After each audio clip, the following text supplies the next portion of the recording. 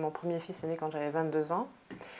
Et en fait, c'est l'arrivée de ce bébé dans ma vie de jeune mère qui m'a tout d'un coup remis un peu les points sur les i sur ce que j'avais vraiment envie de faire, dans le fond, qui était les livres pour enfants. Donc là a commencé, je dirais, pas ma galère, mais mon espèce de combat pour arriver à fabriquer des histoires avec des images, donc totalement autodidacte parce que j'avais jamais vraiment dessiné ni écrit, mais je le sentais en moi.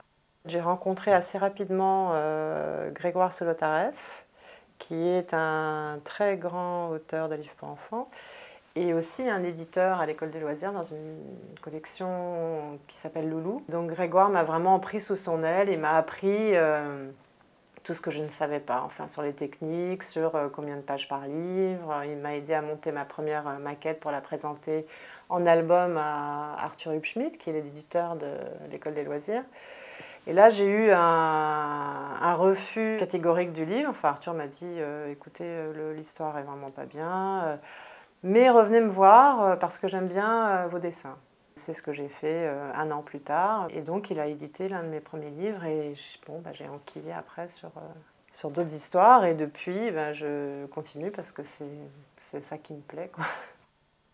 J'ai un personnage, un lapin, qui existe depuis 2002, qui s'appelle Simon, qui est donc un lapin assez facétieux, qui est finalement un peu une petite réplique de moi-même, c'est-à-dire qu'il est un peu cancre, il ne veut pas obéir au monde adulte. Quand je raconte mes histoires, je me dis pas tiens, je vais faire une histoire sur le lapin qui veut pas aller à l'école. Je prends une planche et je me mets à dessiner le lapin avec des émotions ou des sentiments que j'ai moi. C'est-à-dire que ma frustration de la journée, mon bonheur de la journée, ou c'est en essayant de sortir mes émotions par le lapin que je me dis tiens, qu'est-ce qui a pu lui arriver? Je travaille essentiellement avec un crayon à papier et une gomme au départ. Donc je dessine, là je peux vous montrer un peu comment je fais les dessins.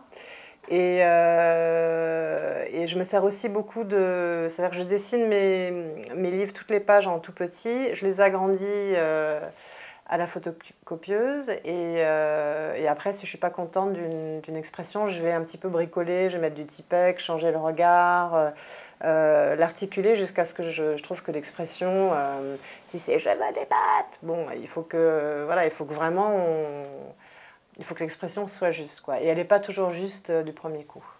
Après, le crayon, je le passe à l'encre de Chine avec un pinceau.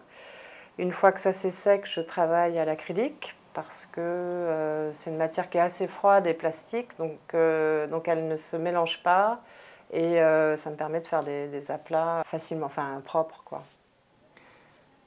Donc faire une petite interview pour la charte des auteurs, ça m'amusait bien. Et en même temps, c'est toujours un peu... qu'est-ce que je vais leur raconter